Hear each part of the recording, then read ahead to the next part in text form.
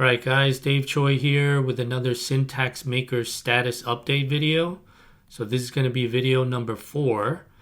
And before we get started, I've been mulling over how I want to do these videos exactly. So the way I'm going to break it up is I'm going to keep the back end and the front end as separate videos. So the people that care about the Rust stuff can just focus on the Rust stuff without seeing any of the JavaScript, and also vice versa.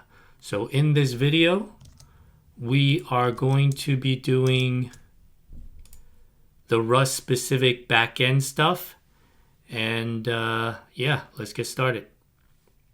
All right, if you're liking these videos and you're finding them helpful, subscribe to the channel and like the video. And also, if you need more help with Rust related stuff, I have a couple of Udemy videos for unit testing and Actix Web. And also, if you would like some help on your own projects, I am available. All right, so let's get started. So as you can see here, we have a new route called update job. So in this screen that you were looking at before, what I've done is I fleshed out the employer related screen for editing an existing job. So in other words, when they come into this screen, they're going to see the list of jobs that they have previously created. And then if they need to edit any of the jobs, fix any typos or misaligned fields or anything like that, then they can come into the screen and do that fix. So the way that screen works from the backend perspective is I've created this new update job route handler. And in the case of this route handler, it's a little bit different from most of the other routes that you've seen in my prior videos, because we have a lot more variations and traits. And the reason why I am doing that is because this guy right here, which is a new helper function that I created for checking authentication. So in other words, has this person already authenticated properly and gotten the appropriate cookies and all of that good stuff, so that they are indeed allowed to update their own job. So that's what this function is doing. And as part of the task of doing that, they need to check what type of user is this. So the ID doesn't clearly indicate whether they're a developer or an employer. So these two traits for the individual queries are in the function. And then, of course, a check is done to see, are you an employer? So then it queries for, based upon that ID, it queries for the employer. And then it does some various checking, and it figures out if you are, and then it gets that username, which it uses as part of its authentication process. Now, if you're very confused about what is the need of all of these different traits that you see here, as well as over here, you might have missed it in my prior videos, but basically what's going on is I found a pattern for doing mocking and separation of concerns, which involves these individual traits. So for example, if we go to query employer FN, we can see that we have this trait defined, and the trait has only a single function in it, which is to query the employer. And then the implementation for the production object or production type is this right here, which means that I'm going to implement this employer FN by deciding what it is that it's going to be doing internally, right? And then this internal module that you see here is not public. So that means everything inside of here is private and encapsulated. And the functions that do the actual lifting, that is connecting to the database and asking for data or updating data or whatever, these are all private members of this module and are not exposed to the rest of the application. They're only exposed to the code inside of the module. So in the case of the production implementation of this trait, then you have that real function that actually hits the database being defined and implemented here, right? But by doing this, this also means that you can easily create a mock, so replace the production type with a mock object, and then implement something that is just a hard-coded value or some other logic that you might be needing for your testing. So that's why these individual traits for the specific function calls are being sliced up into separate traits. So then if we go back in here, let's go here. So as I explained, we have the appropriate call that is made. Is it an employer? Then call the appropriate code. If it's a developer, then call the relevant code for a developer. But the point of both of these pieces of if-else logic is to determine what the user's name is. And as I just mentioned, these are accessible because the type T that is going into the shared global state of Actix Web. So this app data is being shared globally across all of the routes within the application. And then T is using these trait bounds, right, to indicate that whatever this shared data is, and in this case, there's two pieces of shared data, but for now, we only care about this one. So then this T is going to be bound to require an implementation of these three traits, right? So otherwise, this thing will not compile and it will not work, right? But by doing this, again, we are able to pass in, and I'm going to show you what this looks like in a moment, but we're able to pass in mocked implementations of each of these traits for our unit tests so that we can unit test and only call the actual unit under test instead of everything, around that call. And then, of course, you have the U over here, which also has its own trait bounds as well. So then if these, let's see, for example, if this trait wasn't here, then you can see that this errors out because the trait that allows access to this function isn't available, and therefore you can't call it. So I bring that back, and then now it's available, right? So remember these two calls here. You're going to see it again. And then after I get the appropriate username, then I'm going to run this isAuthentication service to determine, does this person have a cookie set? Is it not expired? Is it, correct? All that good stuff. And then I return the appropriate isAuthenticated true or false Boolean value, right? Now, this looks quite involved. It's actually not that involved, but if you want to see, okay, what is the point of doing all of this, right? So what I am able to do by having those separated traits cleanly defined and separated from each other, as opposed to having a single monolithic trait or a single monolithic repository object, is that I can mock each of those calls. So here we have the query employer FN trait again, and then we have the query developer FN trait again. But notice this time that they mock this mock DB repo instead of DB repo, which is what you saw here in the production code. So here, this mock DB repo is just, a fake struct type that is only existing for the purposes of testing. Now, it does require various other implementations because the repo object requires other traits as well. And then I have that in here for their own purposes. Like, for example, actually, this is for the mock auth service, which I'll show you as well.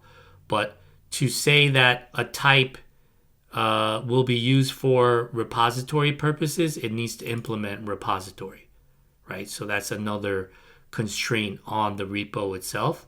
But then you come back here and then you have like query developer. Here, clearly we have a hard-coded value because that's what I want to use for testing. I don't want to hit the database for the ancillary calls, the calls that are not specific to the unit under test. So that's why I have this stuff here. And what that means is that when this guy gets called, instead of these real production service calls, what actually gets called is this stuff, which again is the hard-coded stuff. So the database never gets hit. We don't have to risk, some issue with the database or conflicts with the other tests, overwriting data and various issues like that, because we're dealing with hard-coded values. And then on top of that, this check is authenticated is only really trying to test the authenticated service call, right? In reality, it's not really trying to test whether I can get a developer object or not, or whether I can get an employer object or not, right? So by doing these things, it's a little bit more verbose, but I think it's worth it because you can do this clean separation of concerns and mocking, which is quite difficult to do in Rust otherwise. So we finished looking at this code, right? So now we pass this check, and then we have the isAuth call. Now all of this code is not entirely finished, but the vast majority of the meat of it is basically finished. So here I get back, did it succeed or did it fail, true or false? And then I would do some kind of if-else check in here, right?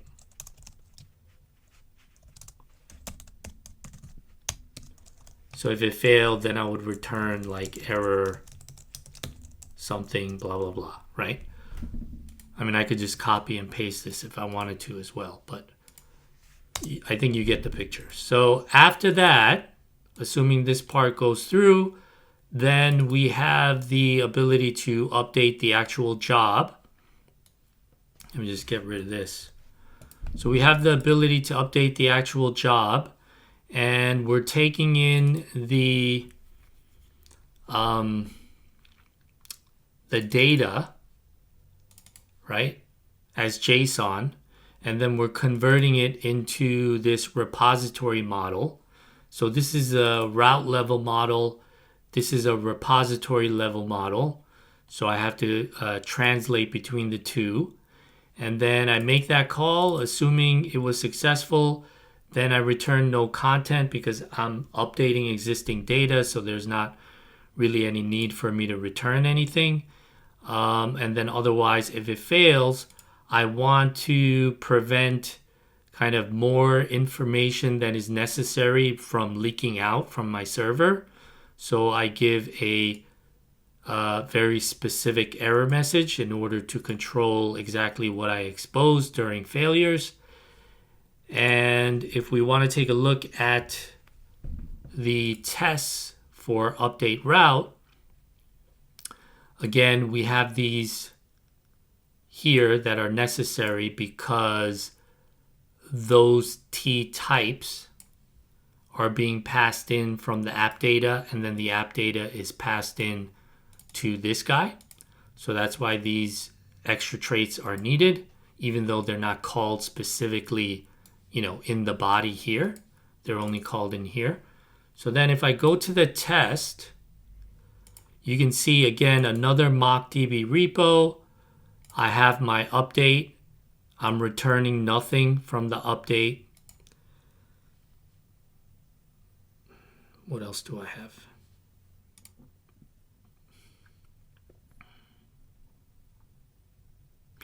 Here we have the query for the employer, the query for the developer.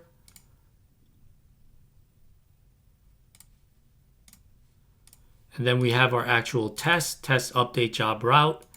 And what we're doing here is we're initializing some fixtures that are necessary. We're initializing our mockdb repo so we can hit the database, or at least fake hit the database, right? And then we have our auth service itself, which is an additional requirement for getting a complete globally shared app data object. And first we have to log in because we need to generate a cookie in order to show that, you know, we successfully logged in, we successfully authenticated, so that the normal process of checking authentication is done. So we have that cookie, and then the update job itself also requires a HTTP request because where is it? Right here. Because it gets passed into the check is authenticated, and that's where the headers are grabbed so that the token coming in, the authentication token coming in from the client request, can be parsed in the headers, right? So that is all happening in here, which I showed you guys in a prior video. So I'm just going to cut that part out. And so it checks that authentication token is valid. It checks the relevant claim fields inside of the cookie to make sure those are not expired, that the username is there, the matching username, etc. So that's why this fake testing HTTP request object is required, which we pass down here. And then we call the update job, which again internally is calling all of those mocked query developer, query employer calls. And we pass in this hard-coded data right here. And then we check for status being successful. And that's that. Now, if you're looking at this code, you might be wondering about these two pieces right here. So I just want to explain this real quick because it can be a little bit confusing. So the way that I did this is because there are so many remote jobs available now, it's kind of redundant to be like, yes, the job is remote, but at the same time, there is an associated country, right? So it's kind of like unnecessary. So the way that I did that is if it is remote, then this relevant table will not be populated for this job. But if it is not remote, meaning it's on site, then I indicate what country that is. Currently, I only have one country, but I'm going to flesh that part out eventually. But I associate the country with the job ID itself, so you can know, what country the job is supposed to be on site for. And like I said, eventually I'm going to have state or city, whatever I think is appropriate at the time.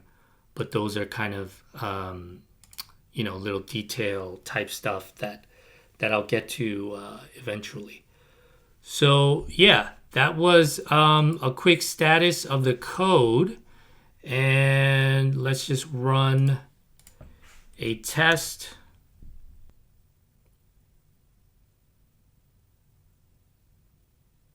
So as you can see, all the tests pass. And I didn't go over it in this video, but if you're interested in the integration tests for that update call, you can find it right here. So server test common repository jobs. So this one is, effectively doing the same thing you just saw in the unit test, but all of the calls are actually happening for real. And, they're really going to the database. They're really creating employers and jobs and all of that stuff. And then you have a bunch of assertions to make sure that the individual field updates were done correctly. So that's what all of this stuff is about. And you saw the tests are all passing, so I won't do much further about that. But I did want to give you guys a little bit of a heads up. As I'm fleshing out the application more, I'm fleshing out the tooling required as well. So I'm not at the point where I'm creating the GitHub workflows yet. I'm going to do that eventually, such that every time I do a new commit, it runs the tests as a workflow.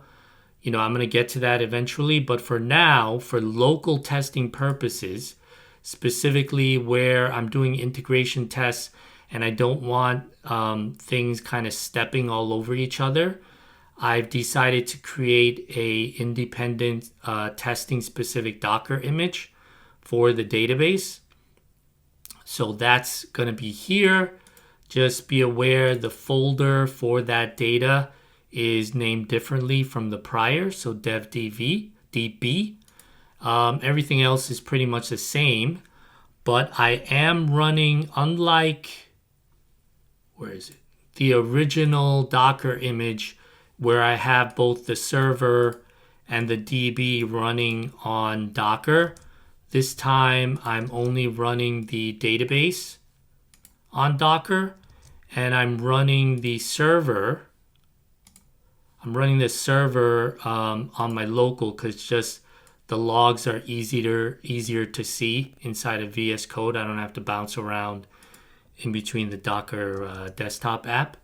So that's why I did that. So this file is being called by this guy. Oh no, wrong one. This guy. So super quickly, what that means is, obviously this is a Mac Linux shell script, right? Nothing amazing here. So what I'm doing is I'm figuring out, because I have a lot of Docker images running and I don't want to step, on other stuff. So I just do a sanity check to make sure that the thing that I'm looking for is actually there, which is this guy right here. And then I kick off, here I clean up the prior installation, right? So in other words, I'm doing a clean and then I'm restarting and reinstalling everything, right? So then Docker Compose is what I'm using, and I'm using that dev YAML file, right? This guy right here to set everything up. And then I am running the SQLX migrations. So the first thing to do is I need to create an empty database. And obviously this is my Postgres path, password, name, all that stuff, right? So first I have to create an empty database so that the migration can run on top of it. And the migration is here.